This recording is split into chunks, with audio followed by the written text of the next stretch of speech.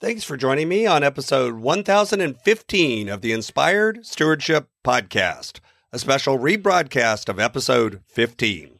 Thanks for joining. I'm Jeff Brown from the Read to Lead podcast, challenging you to reach true success in business and in life through consistent and intentional reading. One way to be inspired to success is to listen to this, the Inspired Stewardship Podcast, with my friend Scott Mader. I know a lot of people that actually sit down. They say budgeting doesn't work, making spending plans doesn't work, doing this stuff doesn't work, because they sit down and they make this intricate plan and then they put it in a drawer and they don't ever look at it again. Yeah, that's not going to work. That's not really doing the process because you're not holding yourself accountable to that plan. Welcome and thank you for joining us on the Inspired Stewardship Podcast. If you truly desire to become the person who God wants you to be, then you must learn to use your time, your talent, and your treasures for your true calling. In the Inspired Stewardship Podcast, you will learn to invest in yourself, invest in others, and develop your influence so that you can impact the world. In this week's episode, we talk with you about how accountability isn't a negative word, but it feels that way because of the threat of punishment or pain. We're going to talk some about how you can build in accountability with money, whether you're married or single, and a little bit about a weekly meeting that you should have with yourself to hold yourself accountable. If you remember back in episode 5 and episode 10, we've been talking about and doing a money audit, looking at our spending and tracking that and examining how it lines up with our goals and our calling. Very soon, we're going to be talking about and looking forward at doing a spending plan, otherwise known as a budget, but I try to always remember to use the term spending plan instead of budget because for some reason people don't like the word budget. Oftentimes, I think they think it sounds like no, the word no, but somehow spending plan sounds better. And you can look forward to that episode soon. But right now, before we talk about actually getting into the budget, I want to talk about another word that people love to hate other than budget, and that word is accountability. Like how I was talking about how influence has come to be seen as a negative word, often accountability has a negative connotation to people as well.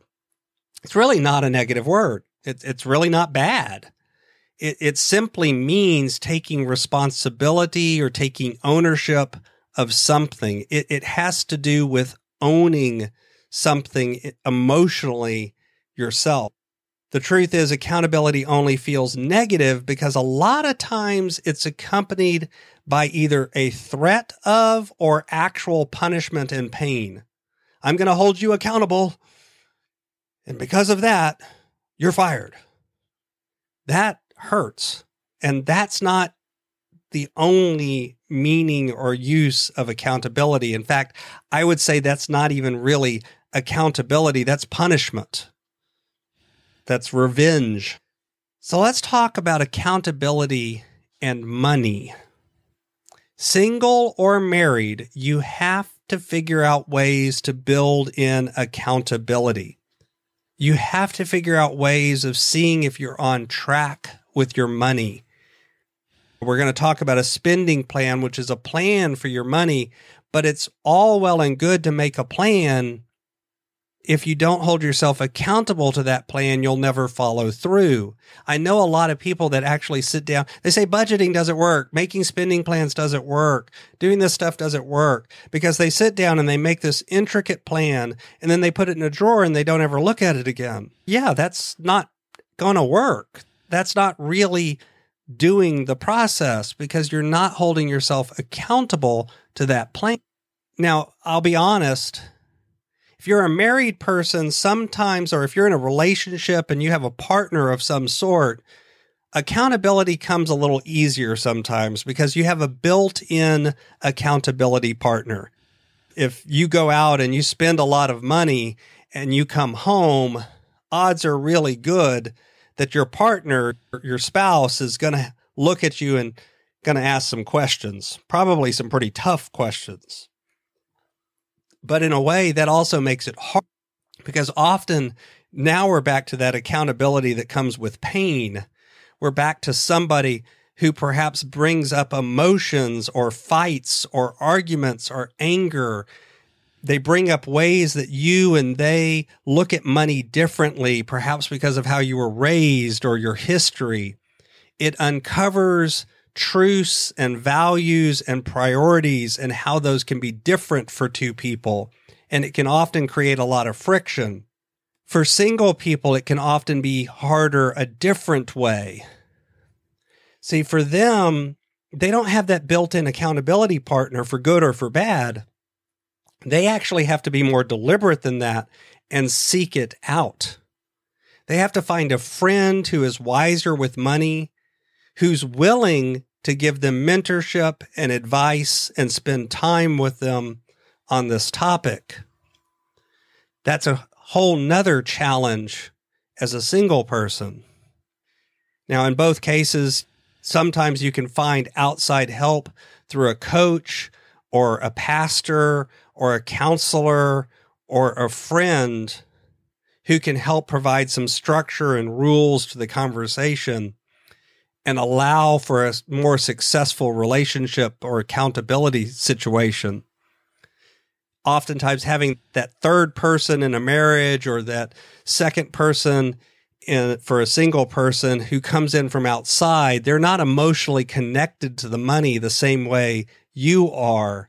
And so they can see things that you can't see, and they can say things that you can't say.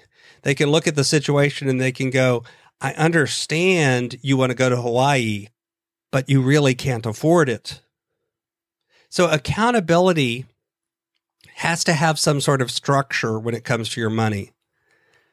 If you're doing a spending plan and not reviewing it during the month, and I suggest at least weekly. If you're married, you sit down with your spouse. If you're single, you at least look at it yourself, and as often as you can, maybe twice a month, maybe once a month, you're actually doing it with your accountability partner. And you look at the budget and those sorts of things, sure, and you update your spending and you figure out, are you on track? And do you need to adjust anything? Has something come up? But you also should be looking forward at things like your calendar, looking at your goals and your values and your priorities. You should be spending time weekly holding yourself accountable to your money, to your time, to all of those things, to whether or not you're putting things in your life that line up with your calling and your values. You should be thinking about what may be coming up in the future and planning. You should have a set time and place for this. I've found if you don't put it on the calendar and make an appointment with yourself and hold yourself accountable to that appointment, then it's harder to hold yourself accountable to money. It's real easy to constantly be putting it off till tomorrow until tomorrow never comes. It only takes 10 or 15 minutes to do this, to have a cup of coffee with yourself, to have a glass of tea or a hot tea or your beverage of choice, and take 15 minutes to look over your money in your life and begin to hold yourself accountable to that. I'll have a short guide up at inspiredstewardship.com/episode 15. And you could also sign up for our Stewardship of Treasures tips series there, which will have some tips towards this sort of budget meeting and how to budget as well. We're going to be covering that in a later episode, but I go into more depth and provide some forms as part of that tips series. So I encourage you to sign up over at inspiredstewardship.com/episode 15 if you think that will help you out. In the meantime, keep in mind, accountability is not a dirty word. It's something you have to build into your life if you really want to succeed with money. And honestly, if you really want to succeed with life, you've got to build accountability in if you really want to succeed with life. So what I'd encourage you to do is set up on your calendar for the next 3 months that weekly 15-minute accountability meeting with yourself or with your spouse or with your accountability partner so that you can review and hold yourself accountable to how you're spending. Do this, and thank you for listening. Thanks so much for joining us and listening to the Inspired Stewardship Podcast. As a subscriber, we challenge you to be more than just a passive listener, but act on what you've heard and find a way to live your calling. If you've enjoyed this episode, please leave us a rating and review in your favorite podcast app, wherever you're listening to this podcast. Remember, ratings and reviews help others find this show and be inspired to become better stewards of their calling. Until next time, remember, invest your time, your talent, and your treasures. Develop your influence and impact the world.